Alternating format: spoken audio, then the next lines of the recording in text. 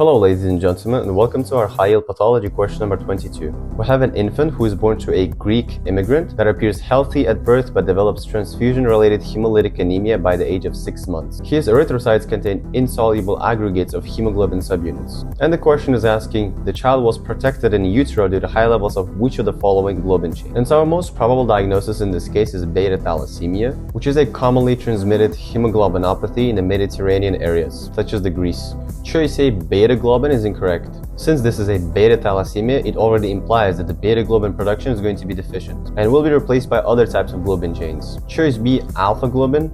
In this case, it refers to these insoluble aggregates. Since we don't have enough beta globin chains to bind alphas, the excessive alphas will bind together and precipitate as granules. Choice C, delta globin chain. This is the component of the hemoglobin A2, which is structurally 2 alphas and 2 delta chains. And it's going to be elevated in patients with beta thalassemia, where the delta chains are binding to the alpha globin chains instead of the deficient beta.